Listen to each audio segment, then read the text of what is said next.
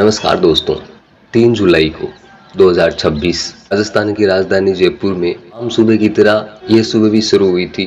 लोग अपने काम पर निकल रहे थे, बच्चे स्कूल या कोचिंग जा रहे थे और सड़कों पर रोज की तरह ट्रैफिक था। लेकिन दोस्तों, किसी को अंदाजा भी नहीं था कि इस शहर में अगले कुछ टाइम में ऐसा कुछ होने वाला है जो कि पूरे राजस्थान को, पूरे देश को झंझोर देगा, जिसकी बातें आने वाले महीनों तक चलने वाली है। उसी दिन 3 जुलाई को एक वीडियो सोशल मीडिया पर बड़ी तेजी से वायरल होता है।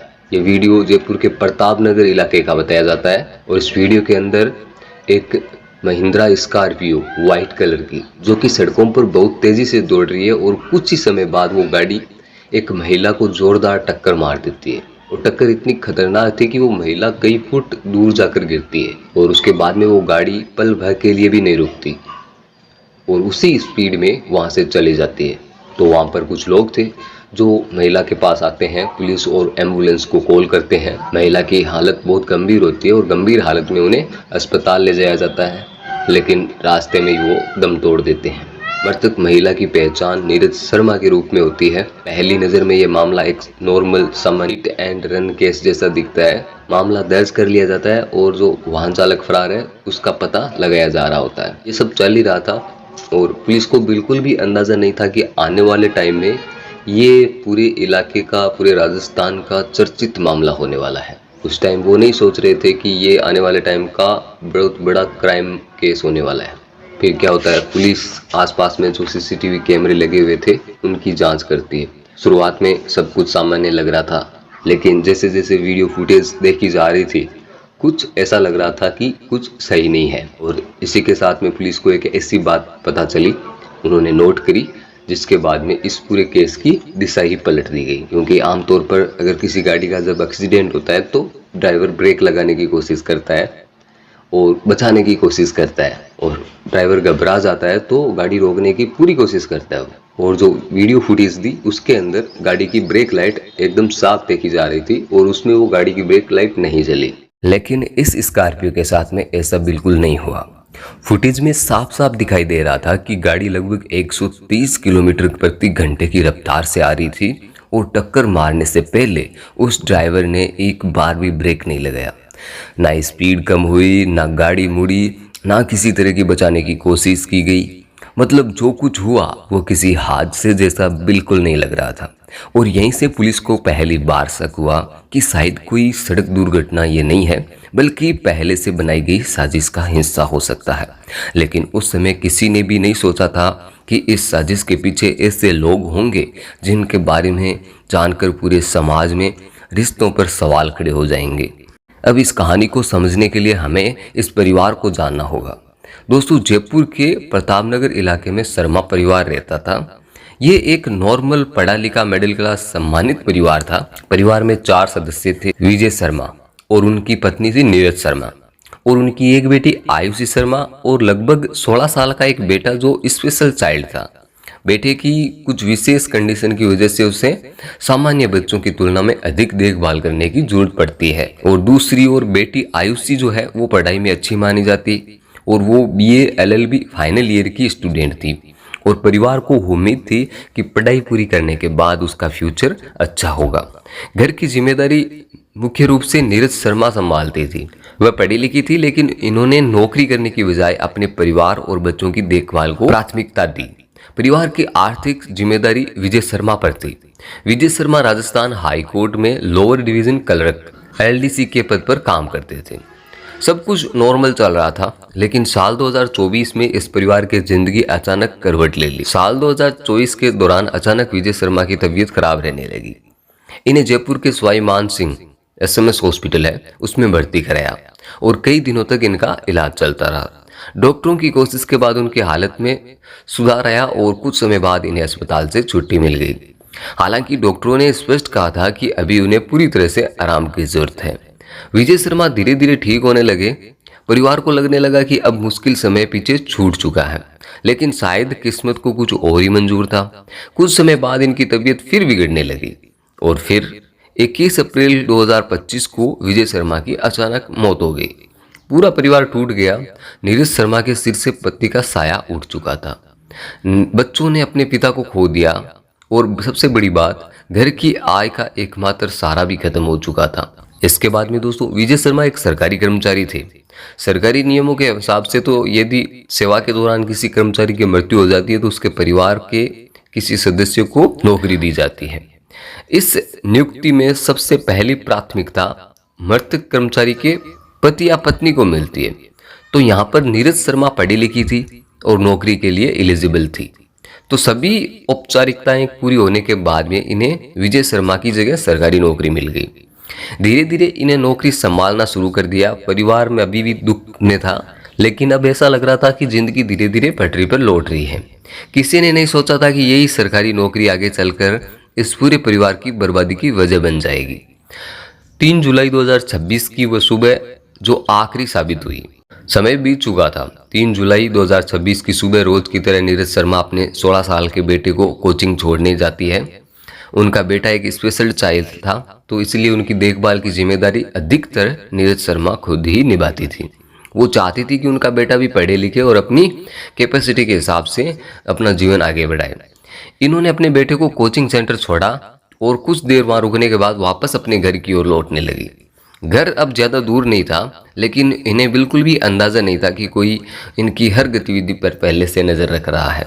उसी समय एक सफ़ेद रंग की महिंद्रा स्कॉर्पियो तेज़ रफ्तार से उनकी ओर बढ़ती है। कुछ सेकंड और फिर एक भयानक टक्कर होती है। गाड़ी की स्पीड इतनी ज़्यादा थी कि नीरज शर्मा कई फीट दूर जाकर गिर।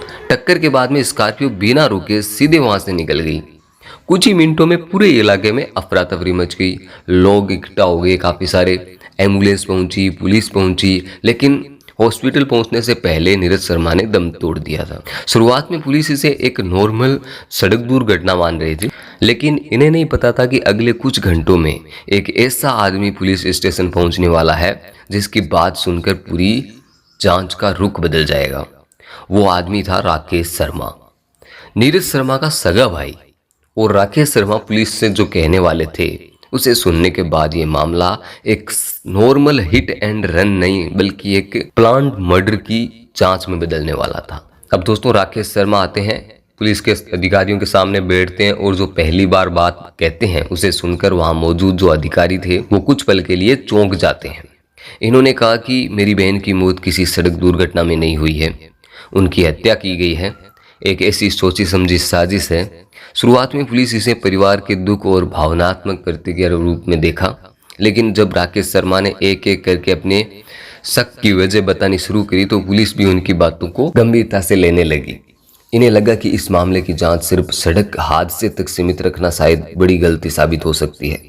यहीं से इस केस की पूरी दिशा पूरी तरह से बदल गई थी। राकेश शर्मा की शिकायत के बाद पुलिस ने प्रताप नगर और उसके आसपास के पूरे इलाके की जांच शुरू कर दी। सिर्फ जो घटनास्थल है वहां का कैमरा ही नहीं बल्कि सड़क पर लगे लगभग 100 से अधिक सीसीटीवी कैमरों की फुटेज निकाली गई। पुलिस ये जानना चाहती थी कि हादसे से पहले आखिर क्या क्या हुआ था। घंटों तक फुटेज देखने के बाद में जो तस्वीर सामने आई उसने पुलिस के शक को लगभग यकीन में बदल दिया। सबसे पहला खुलासा ये हुआ कि जिस सफ़ेद रंग की महिंद्रा स्कॉर्पियो ने नीरज शर्मा को टक्कर मारी थी वो अचानक वहाँ पर नहीं पहुँची थी। वो गाड़ी काफ़ी देर से उसी इलाके में घूम रही थी, कभी कोचिंग सेंटर के आसपास, कभी प्रताप नगर की गलियों में, तो कभी सड़क के किनारे खड़ी दिखाई देती थी।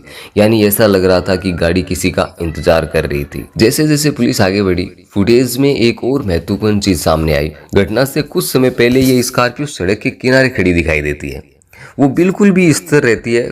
फिर कुछ मिनट बाद में नीरज शर्मा अपने बेटे को कोचिंग छोड़कर उसी रास्ते से वापस आती है। जैसे ही वो स्कॉर्पियो के सामने से आगे निकलती है वैसे ही स्कॉर्पियो अचानक स्टार्ट होती है। कुछ सेकंड तक वो नीरज शर्मा के पीछे चलती है और फिर अचानक तेज रफ्तार से उन्हें कुचलते हुए आगे निकल जाती है। और इस पूरे घटनाक्रम में सबसे चौंकाने वाली बात यह थी जिससे पुलिस को शक और मजबूत कर दिया गया, एक बार भी उन्होंने ब्रेक नहीं लगाए। अगर ये दुर्घटना होती तो ड्राइवर है वो बचाने की कोशिश करता या कुछ भी हरकत करता, लेकिन यहाँ पर ऐसा कुछ नहीं हुआ। यानी सामने मौजूद महिला को देखकर भी गाड़ी नहीं रोकी गई, उसे सीधा निशाना बनाया गया। फिर जब इन्वेस्टिगेशन हुई तो सामने आया कि स्कॉर्पियो की रफ्तार लगभग 130 किलोमीटर प्रति घंटे की थी। मतलब इतनी तेज स्पीड किसी रिहायशी इलाके में सामान्य नहीं मानी जाती। पुलिस ने निष्कर्ष निकाला कि इतनी स्पीड में गाड़ी चलाना अपने आप में लापरवाही नहीं बल्कि किसी विशेष उद्देश्य की ओर इशारा कर रहा था। अब पुलिस को यह समझ आ चुका था कि यह सिर्फ एक सड़क हादसा नहीं हो सकता, लेकिन अभी भी सबसे बड़ा सवाल बाकी था, आखिर स्कॉर्पियो कौन चला रहा था। जो घटनास्थल है वहाँ के कैमरों में स्कॉर्पियो का नंबर साफ दिखाई नहीं दे रहा था। इसीलिए पुलिस ने शहर के हाई डेफिनेशन कैमरे, ट्रैफिक कैमरों की मदद ली। एक एक करके एक से दूसरे कैमरे तक, फिर तीसरे कैमरे तक लगातार गाड़ी की लोकेशन ट्रैक की गई। कई घंटे की मेहनत के बाद आखिरकार स्कॉर्पियो का रजिस्ट्रेशन नंबर साफ हो गया। अब पुलिस सीधे जो मोटर मालिक है उसके पास पहुंची। यहीं से इस केस का पहला खुलासा हुआ। पुलिस जब स्कॉर्पियो के मालिक के पास पहुंची तो उसने सहयोग किया था पुलिस का। उसने बताया कि स्कॉर्पियो उसकी ही है, लेकिन घटना वाले दिन वो खुद गाड़ी नहीं चला रहा था। उसके मुताबिक कुछ दिन पहले एक आदमी उसके पास आया था। उसने स्कॉर्पियो कुछ दिनों के लिए किराए पर ली थी और उसके बदले उसने 35,000 रुपये दिए थे। अब पुलिस ने उस आदमी का नाम पूछा जिसने किराए पे गाड़ी खरीदी, और जो मालिक ने वो नाम बताया उसे सुनकर पुलिस भी हैरान रह गई। उसने कहा उस आदमी का नाम मोहन स्वरूप शर्मा है। और दोस्तों, ये नाम सुनते ही कहानी ने ऐसा मोड़ लिया जिसकी किसी ने कल्पना भी नहीं की थी। पुलिस ने मोहन शर्मा की जानकारी निकाली। पता चला कि उसकी उम्र लगभग 56 साल है, लेकिन असली झटका तो तब लगा जब उनका रिश्ता सामने आया। मोहन स्वरूप शर्मा कोई बाहरी का आदमी नहीं था, वो विजय शर्मा के बड़े भाई थे, मतलब नीरज शर्मा के जेठ। अब पुलिस के सामने पहली बार साफ हो चुका था कि मामला परिवार के अंदर का है और सवाल उठने लगे, क्या ये कोई प्रॉपर्टी से लेकर लड़ाई है, या ये कोई नौकरी का मामला है, या फिर इसके पीछे कोई और छिपी हुई वजह है। अब पुलिस ने बिना देर किए मोहन स्वरूप शर्मा को अरेस्ट करने से लेकर पूछताछ शुरू कर दी। शुरुआती में पुलिस को ऐसा लगा कि शायद पूरी साजिश मोहन स्वरूप शर्मा ने रची होगी, लेकिन धीरे धीरे तस्वीर बदलने लगी। पूछताछ के दौरान पुलिस को जानकारी मिली कि मोहन इस पूरे षड्यंत्र का एक अकेला मास्टरमाइंड नहीं था। असल जो ये प्लान है ये दो लोगों ने मिलकर बनाया था। पहला नाम बलराम, जो मोहन स्वरूप शर्मा का बेटा था, और दूसरा नाम जिसे सुनकर पूरा राजस्थान सन्न रह गया था, उसका नाम था आयुषी शर्मा, यानी नीरज शर्मा की अपनी बेटी। वही बेटी जिसके लिए नीरज शर्मा ने अपना पूरा जीवन लगा दिया, वही बेटी जिसे पढ़ाया लिखाया, जिसके उज्जवल फ्यूचर के सपने देखे। अब उसी पर अपनी मां की हत्या की साजिश रचने के आरोप सामने आ रहे थे। लगातार जुटाए गए सबूतों और शुरुआती पूछताछ के आधार पर पुलिस ने 9 जुलाई को कार्रवाई की। सबसे पहले आयुषी शर्मा को अरेस्ट किया गया, इसके बाद में मोहन स्वरूप शर्मा को गिरफ्तार किया गया। इसके साथ ही साजिश में शामिल बताए जा रहे दूसरे 6 लोग भी थे, उनको भी पुलिस ने गिरफ्तार कर लिया। लेकिन कहानी अभी पूरी नहीं हुई थी, क्योंकि इस पूरे मामले में एक अहम आरोपी अब भी पुलिस की पकड़ से बाहर था, और वो था बलराम। पुलिस लगातार उसकी तलाश कर रही थी। उसे शक था कि इस केस में सबसे बड़ी कड़ी अभी भी उसके पास है। पुलिस को शक था कि इस केस की सबसे बड़ी कड़ी अभी भी उसके पास है। लेकिन ठीक उसी समय पर इस केस में एक और ऐसा खुलासा हुआ जिसने पुलिस को पूरी जांच फिर से पीछे ले जाने को मजबूर कर दिया। क्योंकि दोस्तों 10 जुलाई को पुलिस स्टेशन में एक दूसरी शिकायत दर्ज हुई। मतलब अगले ही दिन 10 जुलाई को राकेश शर्मा एक बार फिर पुलिस स्टेशन पहुंचते हैं, लेकिन इस बार जो शिकायत उन्होंने दर्ज कराई उसे सुनकर पुलिस अधिकारियों के भी होश उड़ गए। राकेश शर्मा ने कहा कि मेरी बहन ही नहीं, मुझे शक है कि मेरे जीजा विजय शर्मा की मौत भी सामान्य नहीं थी, जो पहले बीमारी से मरे थे। इन्होंने दावा किया कि विजय शर्मा की मौत भी दोबारा जांच होनी चाहिए, क्योंकि इन्हें अब यकीन हो चुका है कि कहीं ना कहीं उसी मौत के पीछे भी वही लोग हो सकते हैं। ये सुनते ही पुलिस ने पुराने रिकॉर्ड खंगालने शुरू कर दिए। इन्हें विजय शर्मा की बीमारी, हॉस्पिटल, इलाज और उनके लास्ट दिनों की जानकारी जुटाने के आदेश दिया गया। अब पुलिस केवल नीरज शर्मा की हत्या की जांच नहीं कर रही थी, बल्कि उन्हें शक होने लगा कि शायद इस परिवार में एक नहीं बल्कि 2 हत्याएं हुई है। और अगर ये सच निकला तो ये मामला केवल एक हत्या का नहीं बल्कि लालच, विश्वासघात और रिश्तों की सबसे भयावह कहानी बन जाएगा। तो दोस्तों, शुरुआत में दोनों घटनाएं अलग अलग लग रही थी, लेकिन जैसे जैसे पुलिस ने पुराने रिकॉर्ड खंगालने शुरू किए, एक एक करके सबके तथ्य सामने आने लगे, जिन्हें पूरे मामले की दिशा बदल दी। यहीं से पुलिस को लगने लगा कि शायद नीरज शर्मा की हत्या की कहानी 3 जुलाई को नहीं बल्कि लगभग 2 साल पहले शुरू हो चुकी थी। साल 2024 में जब विजय शर्मा की पहली बार गंभीर रूप से वो बीमार पड़े थे। विजय शर्मा दोस्तों राजस्थान हाई कोर्ट में लोअर डिवीजन क्लर्क एलडीसी के पद पर काम करते थे। साल 2024 के बीच में अचानक उनकी तबीयत बिगड़ने लगी। इन्हें जयपुर के एसएमएस हॉस्पिटल में भर्ती कराया गया। डॉक्टरों ने जांच के बाद बताया कि उन्हें ब्रेन हेमरेज हुआ है। कई महीनों तक इलाज चला, परिवार दिन रात अस्पताल में लगा रहा। आखिरकार उनकी हालत में सुधार हुआ और दिसंबर 2024 में इन्हें हॉस्पिटल से छुट्टी दे दी। हालांकि डॉक्टरों ने साफ कहा था कि इन्हें लंबे समय तक बेड रेस्ट और रोजाना इनकी देखभाल की जरूरत रहेगी। परिवार को लगा कि सबसे बड़ा संकट अब टल चुका है, लेकिन इसके बाद जो हुआ उसने पुलिस को भी चौंका दिया। कुछ समय बाद आयुषी शर्मा ने अपनी मां नीरज शर्मा से कहा कि उनके पिता की तबीयत फिर से ठीक नहीं लग रही, तो उसने कहा कि बेहतर इलाज के लिए उन्हें दूसरे अस्पताल ले जाना चाहिए। आयुषी ने कहा। उस समय नीरज शर्मा अपने 16 साल का जो चाइल्ड स्पेशल बेटा था उसकी देखभाल में पूरी तरह से व्यस्त थी। घर छोड़कर लंबे समय तक हॉस्पिटल में रह पाना उनके लिए आसान नहीं था। ऐसे में इन्होंने अपनी बेटी पर भरोसा किया। आयुषी अपने चचेरे भाई बलराम के साथ विजय शर्मा को घर लेकर चली गई। परिवार के दूसरे लोगों को यह बताया गया कि इन्हें बेहतर इलाज के लिए दूसरे अस्पताल भर्ती कराया जा रहा है, लेकिन जांच के दौरान सामने आया कि उस समय विजय शर्मा को कहां रखा गया था, किस हॉस्पिटल में भर्ती कराया गया था और उनके इलाज की वास्तविक स्थिति क्या थी। इन सभी सवालों के जवाब स्पष्ट नहीं थे। यही से बातें बाद में पुलिस के लिए जांच का अहम हिस्सा बनी थी। तो दोस्तों दिन बीतते गए, हफ्ते, फिर कई महीने। नीरज शर्मा बार बार अपनी बेटी से पूछती कि तुम्हारे पापा कैसे हैं, मैं उनसे मिलना चाहती हूँ। हर बार आयुषी कोई न कोई कारण बता देती। कभी कहती डॉक्टर मिलने नहीं दे रहे हैं, कभी कहती आईसीयू में है, कभी कहती फोन पर बात नहीं हो सकती। नीरज शर्मा मजबूर थी, उन्होंने अपनी बेटी पर भरोसा था। वो ये मानती रही कि उनकी अपनी बेटी अपने पिता का इलाज करवा रही है, तो क्या मतलब सोच करना, टेंशन करना। आखिरकार एक दिन नीरज शर्मा ने अपने भाई राकेश शर्मा को फोन किया। इन्होंने कहा कि विजय शर्मा की हालत बहुत गंभीर बताई जा रही है। तो राकेश शर्मा अपनी पत्नी के साथ पहुंचे जयपुर। उनकी पत्नी घर पर रुककर नीरज शर्मा के बेटे की देखभाल करने लगी, जबकि राकेश शर्मा और नीरज अस्पताल की ओर निकल गए। और अब तभी जांच के दौरान सामने आया कि इन्हें बताया गया कि विजय शर्मा की हालत बहुत नाजुक है। कहा गया कि उनके फेफड़ों में पानी भर गया है, शरीर के कई अंग ठीक से काम नहीं कर रहे हैं, बचने की संभावना बहुत कम है। राकेश शर्मा और नीरज शर्मा दोनों हैरान थे। इन्हें समझ नहीं आ रहा था कि जो आदमी कुछ महीने पहले ठीक होकर घर लौटा था, उसकी हालत अचानक इतनी गंभीर कैसे होगी। लेकिन उस समय उनके पास डॉक्टरों की बात पर विश्वास करने के अलावा कोई ऑप्शन नहीं था। कुछ समय बाद में विजय शर्मा को हॉस्पिटल से घर लाया गया। डॉक्टरों ने इलाज जारी रखने और विशेष देखभाल की सलाह दी थी। उनके शरीर में एक फूड पाइप लगी हुई थी। इन्हें दवाइयां समय पर देने के निर्देश भी दिए गए थे। लेकिन पुलिस जांच के दौरान आरोप सामने आए कि घर में आने के बाद में परिस्थितियां बदल गई। जांच में यह दावा सामने आया कि विजय शर्मा की फूड पाइप हटा दी गई थी। हालांकि इस पूरे मामले की जांच बाद में पुलिस ने अलग शुरू की और उस समय तक इस संबंध में कोई अंतिम निष्कर्ष न्यायिक प्रक्रिया के अधीन था। इसके कुछ समय बाद में 21 अप्रैल को विजय शर्मा की मृत्यु हो गई। परिवार गहरे सदमे में था और उसी दिन उनका अंतिम संस्कार भी कर दिया गया। उसी समय किसी ने भी इस मौत पर कोई सवाल नहीं उठाए। सबने इसे बीमारी का कारण स्वाभाविक मृत्यु मान लिया गया।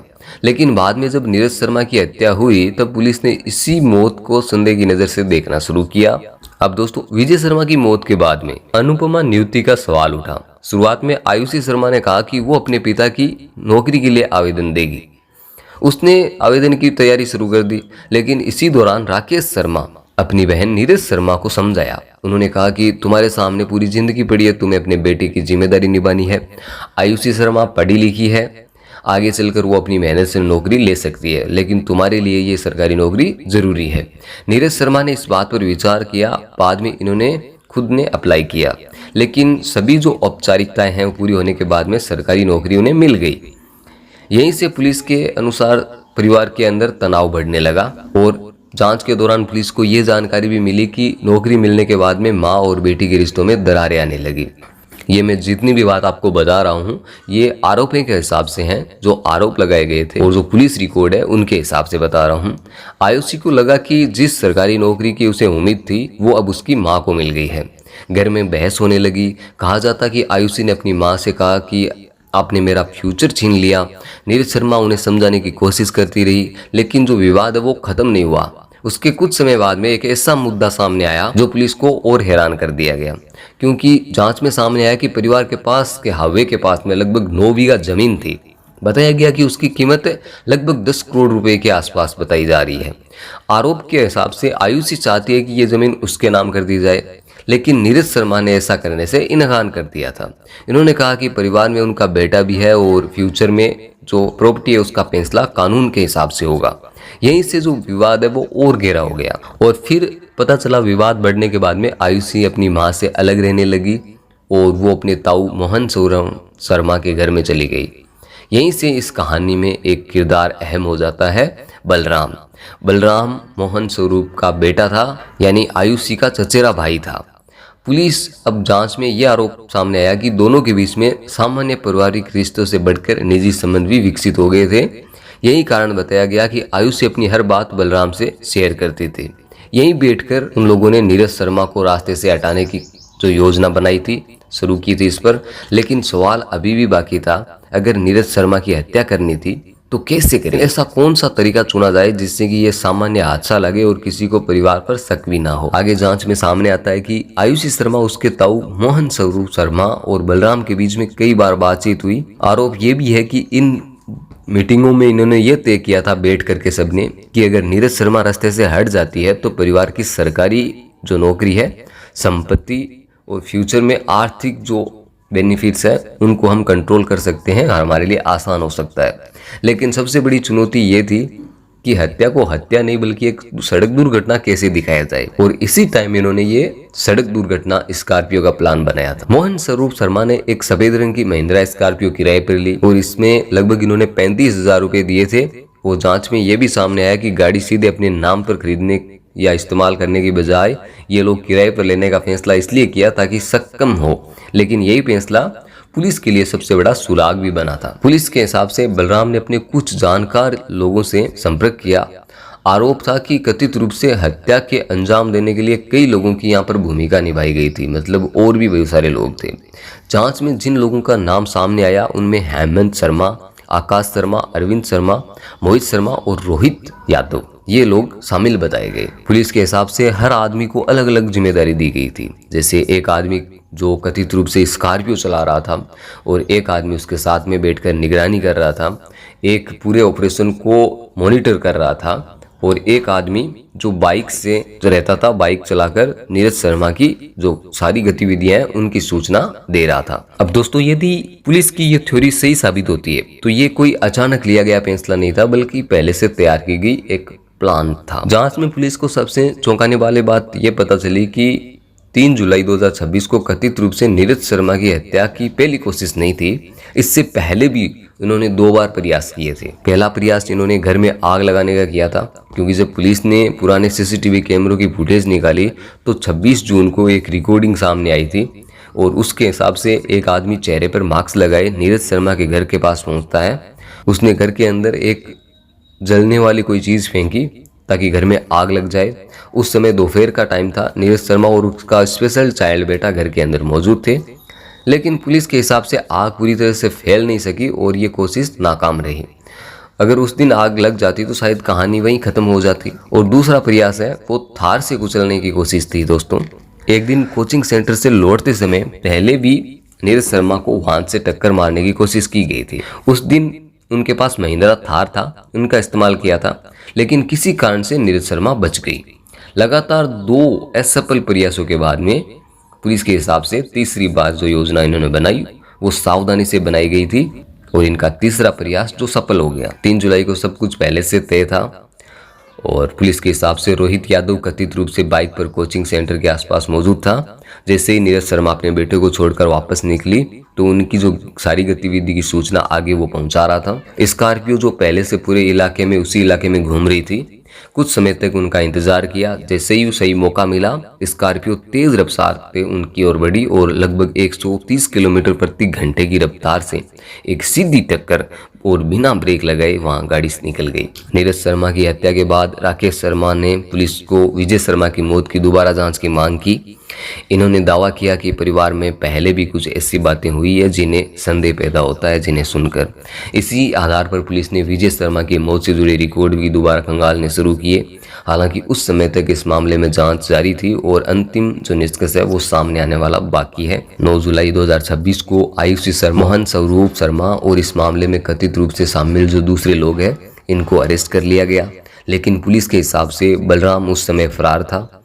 उनकी तलाश के लिए लगातार वो जांच जारी रही। जब तक मैं ये वीडियो शूट कर रहा हूँ, रिकॉर्ड कर रहा हूँ, तब तक इसमें कोई अंतिम फैसला नहीं आया है। लेकिन यदि पुलिस के आरोप और अदालत में पेश किए गए सबूत सही साबित होते हैं तो ये मामला सिर्फ एक हत्या का नहीं रहेगा, ये उस लालच की कहानी बन जाएगा जिसमें एक परिवार बिखर गया, एक माँ ने अपनी जान गंवाई, एक पिता की मौत भी सवालों को घेरे में आ गई, एक स्पेशल चाइल्ड जिसने अपने माता और पिता दोनों को खो दिया, और एक बेटी जिस पर परिवार को सबसे ज्यादा भरोसा था, वही इस जांच के केंद्र में आ गई।